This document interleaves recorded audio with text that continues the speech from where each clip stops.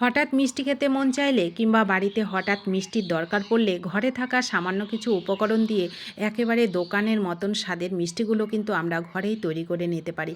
খেতে হবে অসাধারণ, মুখে স্বাদ লেগে থাকার মতন স্বাদে এই মিষ্টিগুলো তৈরি কিন্তু খুব সহজে আমরা ঘরে তৈরি করে নিতে পারি। তো নমস্কার, রকমারি রান্নাঘরে আরও একটা দারুণ মিষ্টি রেসিপিতে আপনাদের সবাইকে স্বাগত। এটা তৈরি করতে উনুনে একটা কড়াই বসিয়ে আমি ঘন জাল করা দুধ 1.5 বাটি মতন দিয়ে দিলাম, একটুখানি লবণ দিলাম। লবণটা আপনারা যদি মিষ্টিতে খান তবেই দেবেন, না হয়তো স্কিপও করতে পারেন। একটুখানি দুধটাকে আমি ফুটিয়ে নেব। ফুটিয়ে নিয়ে তারপরে এখানে 1.5 বাটি লিকুইড দুধের সাথে আমি 1 বাটি সুজি নিয়েছি। পরিমাপটা একটু অবশ্যই খেয়াল করবেন। গ্যাসটাকে একেবারে লো করে রেখে আমি সুজিটাকে এইভাবে দিয়ে একেবারে নরম করে আমি এটাকে ডোটা তৈরি করে নেব। সুজিটা কিন্তু নরম হবে সেরকম সেটা অবশ্যই খেয়াল করবেন, সুজির যেন শক্ত না থাকে। অবশ্যই পরিমাপটা আবারও বলে দিচ্ছি, 1.5 বাটি ঘন দুধ আর 1 বাটি সুজি দিলে কিন্তু সুজিটা খুব সুন্দর নরম হয়ে এইভাবে ডোটা তৈরি হয়ে যাবে। আর এই ডোটা যখন তৈরি করবেন গ্যাসটাকে কিন্তু অবশ্যই লো করে রাখবেন। তো ডোটা তৈরি হয়ে গেল। এইবার হালকা গরম অবস্থায়, মানে হাতটা দেওয়া যাবে ওই সময়, ওইভাবে আমি ডোটাকে হাতেই নামিয়ে নিলাম কড়াই থেকে। এইবার এখানে 1 থেকে 1.5 চামচ মতন আমি গাওয়া ঘি দিলাম। ঘিটা দিলে খুব সুন্দর ফ্লেভার হয়, খেতেও ভালো লাগে। 1 চামচ গুঁড়ো দুধ দিলাম, 1 চামচ দিলাম ময়দা, 1 চামচের 4 ভাগের 1 ভাগ দিলাম বেকিং পাউডার, তারও হাফ দিলাম বেকিং সোডা। এইবার সুন্দর করে 3 থেকে 4 মিনিট এটাকে আমি ভালো করে মেখে নেব। আবারও বলছি, সুজিটা যেন একদম নরম হয় সেটা অবশ্যই খেয়াল করবেন, মানে সুজিটা সেদ্ধ যেন হয়। তো এইবার আমি ভালো করে 3 থেকে 4 মিনিট একদম হাতে ভালো করে এটাকে আমি একেবারে নরম করে ডোটা তৈরি করব। ঘিটা দেওয়ার জন্য দেখুন হাতে কিন্তু লেগে যাচ্ছে না।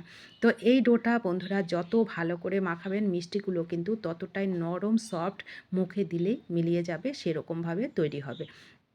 তো দেখুন আমি 3 থেকে 4 মিনিট ধরে ভালো করে একেবারে নরম করে ডোটাকে তৈরি করে নিলাম। তো ডোটা তৈরি হয়ে গেল। এইবার আমি মিষ্টির শেপগুলো দিয়ে দেবো। ছোট ছোট করে গোল মিষ্টিগুলো যেভাবে তৈরি করে সেভাবে একই মাপে আমি সমস্ত মিষ্টিগুলোকে তৈরি করে নেব। মিষ্টিগুলো তৈরি করার সময় একটু খেয়াল করবেন মিষ্টির গায়ে যেন কোনো রকম ফাটল না থাকে, সেটা অবশ্যই খেয়াল করবেন। সুন্দর করে একদম মিষ্টিগুলোকে তৈরি করতে হবে। তো মিষ্টিগুলো তৈরি হয়ে গেল। এইবার আমি এদিকে তেল বসিয়ে দিয়েছি। তেল বসিয়ে মিডিয়াম হিটে তেলটাকে আগে গরম করে নিয়েছি, তারপরে মিষ্টিগুলোকে দিয়ে দেবো। যতটা ধরে ততটাই এর মধ্যে দেবো। আর এই মিষ্টিগুলো ভাজার সময় কিন্তু অনেকটা ফুলে যাবে, সেইভাবে মিষ্টিগুলো কিন্তু দিয়ে ভাজতে হবে। আর গ্যাসের ফ্লেমটাকে একদম হাই করেও রাখবেন না, আবার একদম কিন্তু লো করেও রাখবেন না।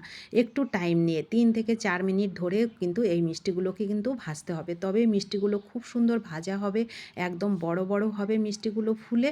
আর মিষ্টির গায়ে হালকা কিন্তু একটু ফেটে ফেটে যাবে, সেটাও দেখবেন কিন্তু। আর মিষ্টিগুলো যখন পারফেক্ট ভাজা হবে তখন আপনি নিজেই বুঝতে পারবেন কত সুন্দর মিষ্টিগুলো ফুলে ফেপে কতটা বড় হয়েছে আর কতটা হালকা হয়ে যাবে মিষ্টিগুলো ভাজার পরে। তো দেখুন 3 থেকে 4 মিনিট ধরে একটু টাইম নিয়ে গ্যাসের ফ্লেমটাকে মিডিয়াম টু লোতে করে রেখে আমি মিষ্টিগুলোকে ভেজে নিচ্ছি হালকা ব্রাউন কালার করে। আপনারা চাইলে ডিপ কালার করেও কিন্তু ভাজতে পারেন, যেটা আপনাদের পছন্দের কালার সেটা আপনারা করে নেবেন। তো আমি হালকা কালার করে মিষ্টিগুলোকে ভেজে নিলাম। তো একইভাবে আমি পরের মিষ্টিগুলোকেও ভেজে নেব। তো মিষ্টিগুলো কিন্তু আবারও বলছি বন্ধুরা, একটু খেয়াল করে ভাজবেন, একটু ভালো করে ভাজবেন, একটু টাইম নিয়ে ভাজবেন, তবেই মিষ্টিগুলো সঠিকভাবে তৈরি হবে। দেখুন কতটা ফেটে গেছে, আর মিষ্টিগুলো যখন আপনি ধরবেন তখন আপনি নিজেই বুঝতে পারবেন মিষ্টিগুলো সঠিকভাবে ভাজা হয়েছে, একদম হালকা হয়ে যাবে কিন্তু এই পকোড়ার মানে এই মিষ্টিগুলো। তো দেখুন আমি একইভাবে পরেরগুলোকেও ভেজে নিয়েছি। দেখুন প্রত্যেকটা মিষ্টির গায়ে কিন্তু হালকা ফেটে ফেটে গেছে, মানে মিষ্টিগুলো সঠিকভাবে তৈরি হয়েছে। আপনি যখন তৈরি করবেন বন্ধুরা তখনই বুঝতে পারবেন।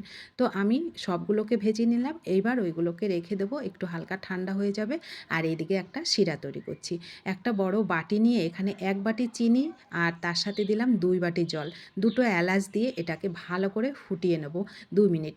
2 মিনিট ফোটালেই দেখবেন এটা কালারটা চেঞ্জ হয়ে গেছে, আর হালকা যখন হাতে ধরবেন একটা হালকা চটচটে একটা ভাব কিন্তু তৈরি হয়ে যাবে, তখনই বুঝতে পারবেন শিরাটা হয়ে গেছে। এই যে দেখুন আমি আবারও দেখিয়ে দিচ্ছি মিষ্টিগুলো কিভাবে তৈরি হয়েছে, কতটা ফেটে ফেটে গেছে আর কতটা পারফেক্টভাবে মিষ্টিগুলো ভাজা হয়েছে। তো এইবার আমি এইগুলোকে এর মধ্যে একদম যখন ফুটছে শিরাটা তখনই এর মধ্যে এগুলোকে দিয়ে দেবো। দিয়ে এইবার ভালো করে ঢেকে ঘন্টাখানেক রেখে দেবো গ্যাসটাকে বন্ধ করে।